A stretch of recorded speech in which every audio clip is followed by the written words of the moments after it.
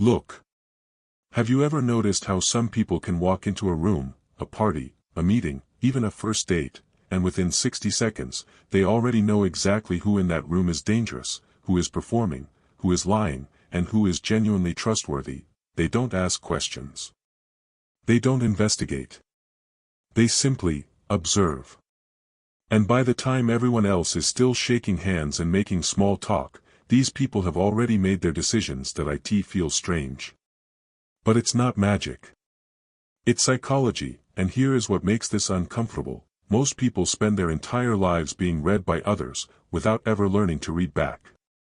They walk through the world revealing everything, their fears, their desires, their weaknesses, through their eyes, their posture, their voice, their behavior, completely unaware that someone who knows these signals is watching. Today that changes. That I am going to give you 40 dark psychology secrets. The kind that are not taught in schools. The kind that exist in behavioral research papers that most people never read.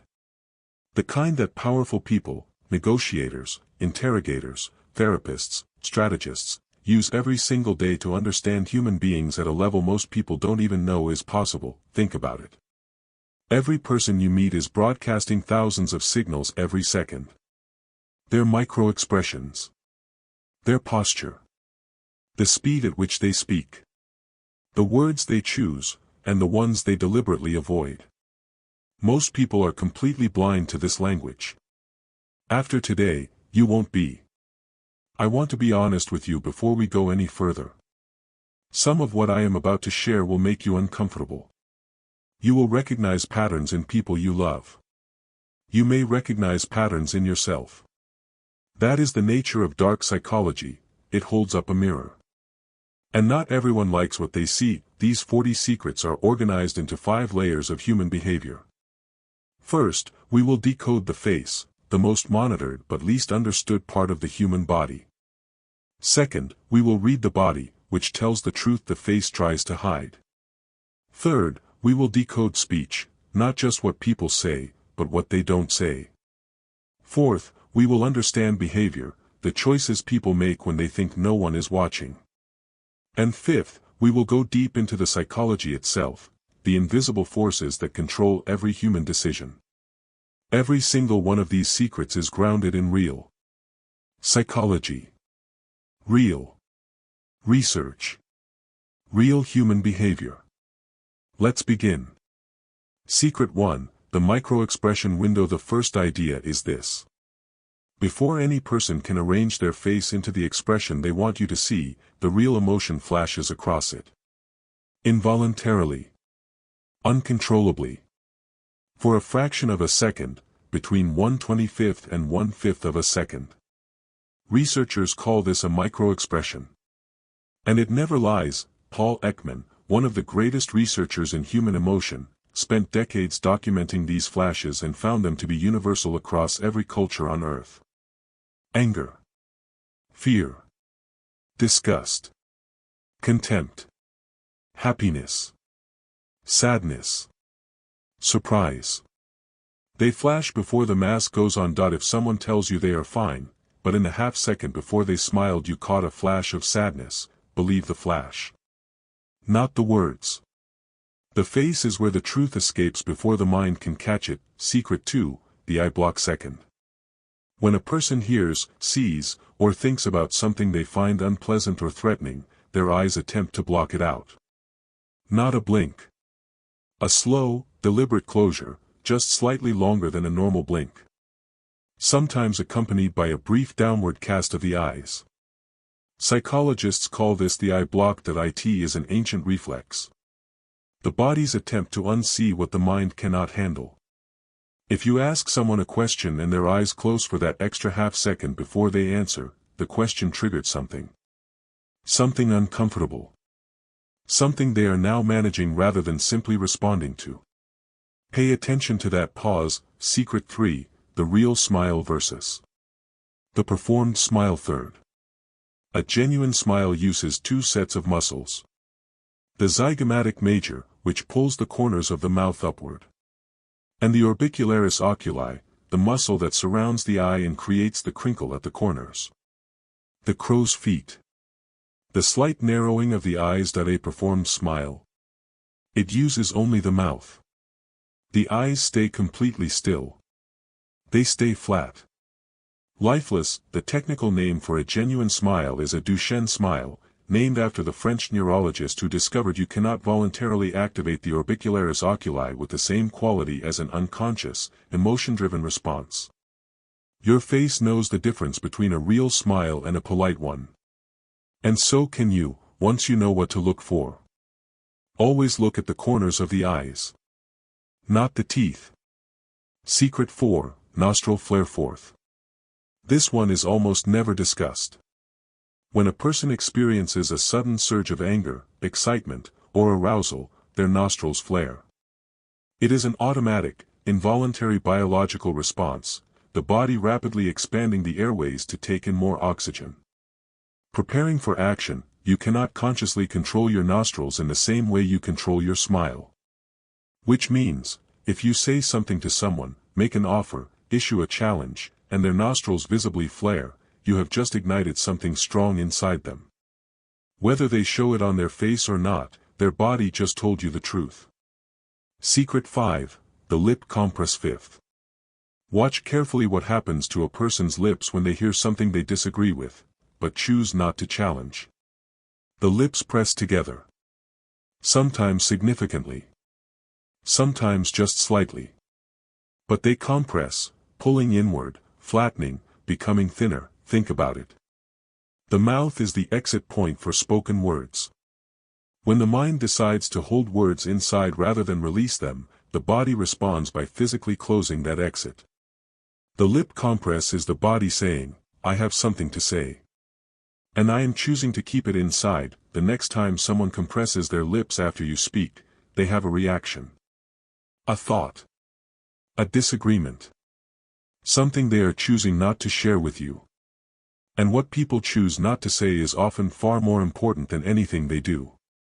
Secret 6, the chin touch. Sixth.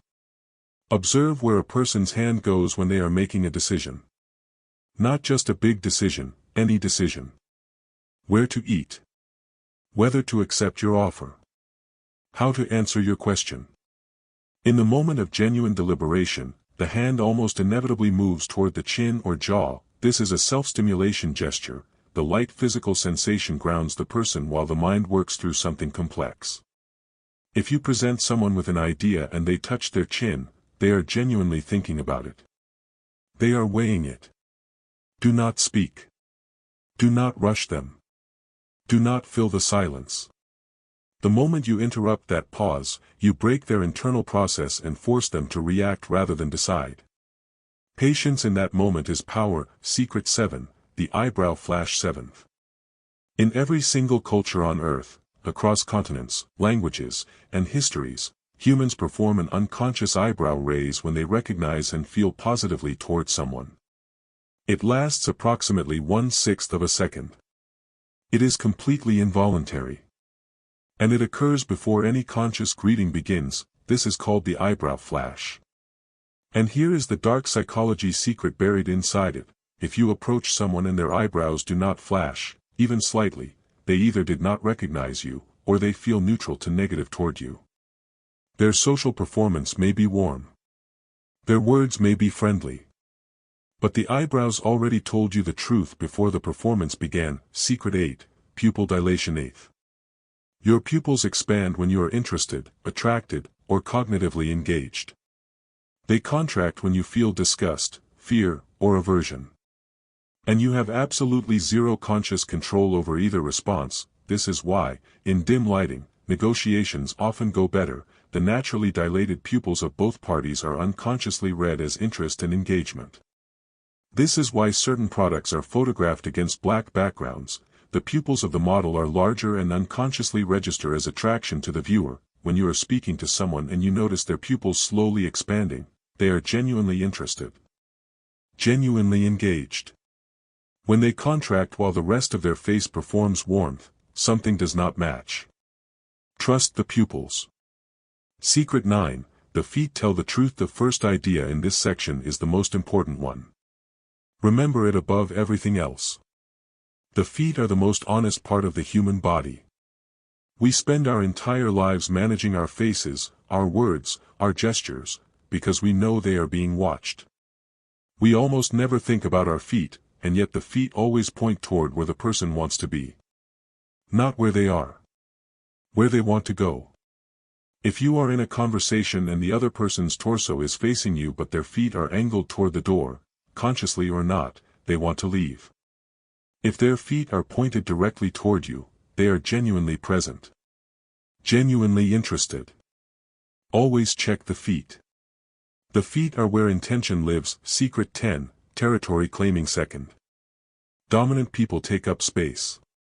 This is a primal behavior, rooted in thousands of years of animal and human psychology. When a person feels powerful and secure in an environment, their body expands. Arms spread. Legs open. Objects are placed across the table.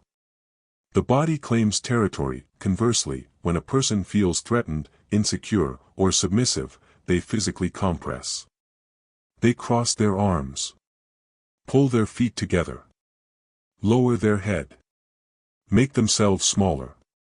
This is not a choice, it is a physiological response to perceived threat that if you walk into a room and someone instantly makes themselves smaller, you just communicated power without saying a word.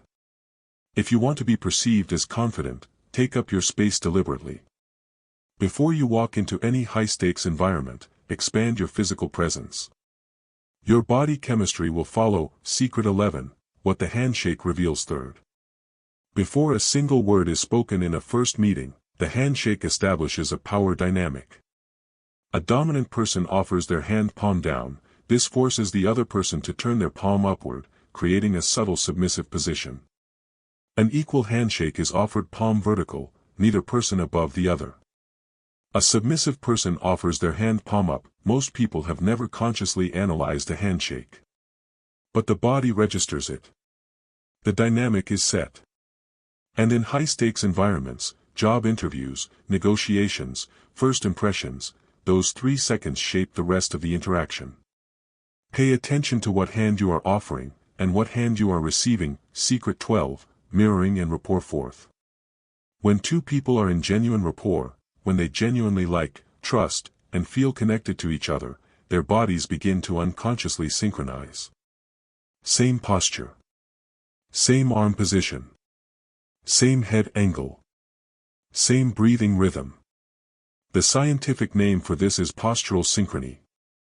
And it happens without either person deciding to do it. Now here is the dark psychology layer. If you deliberately mirror another person's posture and movements, carefully, subtly, with a 3 to 5 second delay, they will often feel an unexplained sense of comfort with you. An unexplained sense of familiarity. Their unconscious mind reads the mirroring as similarity, and similarity creates trust. Use this with care. And use it ethically. Secret 13, the neck touch. Fifth. The neck touch is one of the most reliable stress indicators in the human body. When a person feels sudden anxiety, insecurity, self-doubt, or threat, their hand moves instinctively toward the neck area. Women most commonly cover the suprasternal notch, the small hollow at the base of the throat.